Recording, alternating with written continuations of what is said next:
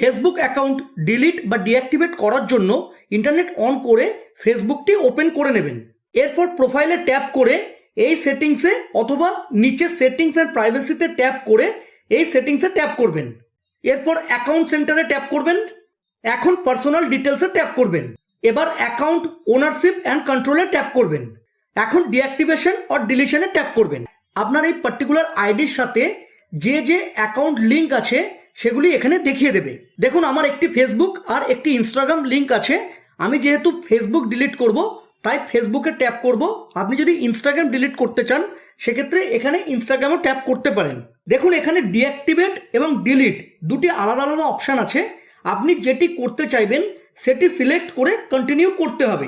কিন্তু প্রথমে আমাদের জানতে হবে যে ডিঅ্যাক্টিভেট এবং ডিলিট এই দুটির মধ্যে ডিফারেন্স কি। আপনি যদি অ্যাকাউন্ট ডিঅ্যাক্টিভেট করেন সেক্ষেত্রে আপনার অ্যাকাউন্ট এবং মেন প্রোফাইল টেম্পোরারিলি ডিঅ্যাক্টিভেট হয়ে যাবে। কেউ আপনার টাইমলাইন দেখতে পাবে না ও আপনাকে সার্চ করে পাবে না। ডিলিটের ক্ষেত্রে আপনার অ্যাকাউন্ট ও মেন প্রোফাইল পুরোপুরি ডিলিট হয়ে যাবে। আপনি যেগুলি শেয়ার করেছেন তার বেশিরভাগ থেকে আপনার নাম ও ফটো রিমুভ হয়ে যাবে, কিন্তু কোনো কোনো ক্ষেত্রে আপনার কিছু ইনফরমেশন অন্যরা দেখতে পাবে, যেমন আপনার সেন্ড করা কিছু মেসেজ। এক্ষেত্রে আপনার শেয়ার করা সব কন্টেন্ট ও ইনফরমেশন ডিলিট হয়ে যাবে। আপনি আপনার অ্যাকাউন্ট দিয়ে মেটা কোয়েস্ট প্রোডাক্ট বা মেটা কোয়েস্ট ইনফরমেশন অ্যাক্সেস করতে পারবেন না। আর ডিলিটের ক্ষেত্রে আপনার মেটা কোয়েস্ট ইনফরমেশন যেমন আপনার অ্যাপ পারচেজ, অ্যাচিভমেন্টস এগুলো কিন্তু পুরোপুরি ডিলিট হয়ে যাবে। ডিঅ্যাক্টিভেট করলে আপনি কিন্তু মেসেঞ্জার ব্যবহার করতে পারবেন, কিন্তু আপনি যদি ডিলিট করে দেন সেক্ষেত্রে মেসেঞ্জার ও সব মেসেজ ডিলিট হয়ে যাবে। ডিঅ্যাক্টিভেট করলে আপনি যখন খুশি আপনার অ্যাকাউন্টকে অ্যাক্টিভ করতে পারবেন। ডিলিট রিকোয়েস্ট সাবমিট করার পর ম্যাক্সিমাম 30 ডেজের মধ্যে আপনি চাইলে আবার ওই অ্যাকাউন্টকে অ্যাক্টিভ করতে পারবেন। একবার যদি ডিলিট প্রসেস শুরু হয়ে যায় মানে 30 ডেজের পর আপনি কিন্তু কোনোভাবেই আর আপনার অ্যাকাউন্টকে অ্যাক্টিভ করতে পারবেন না, এবং সেই সঙ্গে আপনার অ্যাকাউন্ট রিলেটেড কোনো কন্টেন্ট বা ইনফরমেশনকে আপনি রিট্রিভ করতে পারবেন না। আপনি যদি এই 30 ডেজের মধ্যে কখনো আবার ওই পার্টিকুলার আইডি দিয়ে ফেসবুকে লগ ইন করেন তাহলে কিন্তু আপনার অ্যাকাউন্টটি আবার অ্যাক্টিভ হয়ে যাবে।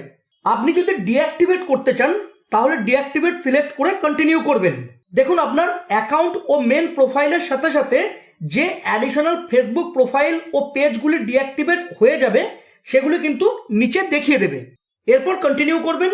এবার এখানে আপনার পাসওয়ার্ড দিয়ে কন্টিনিউ করলেই কিন্তু আপনার ফেসবুকটি ডিঅ্যাক্টিভেট হয়ে যাবে। আর আপনি যদি পাসওয়ার্ড ভুলে যান তাহলে ফরগট পাসওয়ার্ডে ট্যাপ করে নতুন পাসওয়ার্ড সেট করে নেবেন। ডিঅ্যাক্টিভেট করার পর আপনি চাইলে যখন খুশি এটিকে আবার অ্যাক্টিভ করতে পারবেন।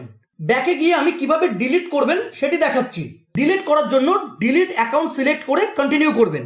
এক্ষেত্রে কিন্তু আপনার অ্যাকাউন্ট ও মেন প্রোফাইলের সাথে সাথে আপনার অ্যাডিশনাল যে ফেসবুক প্রোফাইল ও পেজ আছে সেগুলি কিন্তু ডিলিট হয়ে যাবে। এরপর কন্টিনিউ করবেন। এবার আপনি কেন ফেসবুক অ্যাকাউন্ট ডিলিট করতে চাইছেন, ফেসবুক তার একটি কারণ জানতে চাইছে।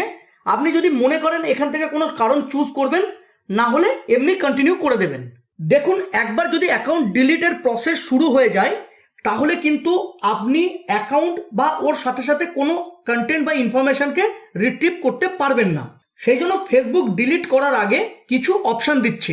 এখানে বলছে আপনি ডিলিট না করে ডিঅ্যাক্টিভেট করতে পারেন, সেক্ষেত্রে আপনি মেসেঞ্জার ইউজ করতে পারবেন, কিন্তু যদি ডিলিট করে দেন তাহলে মেসেঞ্জার ও সেই সাথে সাথে সব মেসেজও ডিলিট হয়ে যাবে। এখানে বলছে আপনি যদি অ্যাকাউন্ট ডিলিট করে দেন তাহলে আপনার সব ফটো পোস্ট সব ডিলিট হয়ে যাবে। তাই আপনি যদি মনে করেন অ্যাকাউন্ট ডিলিট না করে পার্টিকুলার কিছু পোস্ট বা ফটো যেগুলি আপনি কাউকে দেখাতে চাইছেন না অথচ রিমুভও করতে চাইছেন না, সেগুলিকে আপনি আর্কাইভে সেভ করে রাখতে পারেন। আর্কাইভ এমন একটি জায়গা যেখানে আপনি যে পোস্ট বা ফটো কাউকে দেখাতে চান না অথচ ডিলিটও করতে চান না সেগুলিকে সেভ করে রাখতে পারেন, এবং পরে এই অ্যাক্টিভিটি লগের মাধ্যমে যখন খুশি অ্যাক্সেস করতে পারেন। ডিলিট করার আগে আপনি ফেসবুক ইনফরমেশনকে এখান থেকে ডাউনলোড করে রাখতে পারেন। আপনি ফেসবুক ইনফরমেশন যেমন পোস্ট, ফটো, ভিডিও ইত্যাদিকে অন্য সার্ভিসে এখান থেকে ট্রান্সফার করতেও পারেন। আপনি যদি ফেসবুকের মাধ্যমে কোনো অ্যাপ বা ওয়েবসাইটে লগ ইন করে থাকেন সেক্ষেত্রে কিন্তু একবার ডিলিট করার পর ওই পার্টিকুলার অ্যাপ বা ওয়েবসাইটে কিন্তু আর আপনি অ্যাক্সেস করতে পারবেন না। আমার ক্ষেত্রে আমি ফেসবুকের মাধ্যমে একটি অ্যাপে লগ ইন করে রেখেছি। এখন যদি আমি ফেসবুক ডিলিট করে দিই তাহলে কিন্তু আমি ওই পার্টিকুলার অ্যাপে আর লগ ইন করতে পারবো না। ডিলিট করার আগে আপনি যদি এখান থেকে কোনো কিছু করতে চান তাহলে সেটি প্রথমে করে নেবেন। ডিলিট করার জন্য কন্টিনিউতে ট্যাপ করবেন। এখানে পাসওয়ার্ড দিয়ে কন্টিনিউ করবেন, আর আগের মতো পাসওয়ার্ড ভুলে গেলে ফরগেট পাসওয়ার্ডে ট্যাপ করে নতুন পাসওয়ার্ড সেট করে নেবেন। পাসওয়ার্ড ভুলে গেলে কিভাবে রিসেট করবেন ডেসক্রিপশনে দেওয়া লিঙ্ক থেকে ভিডিও দেখতে পারেন।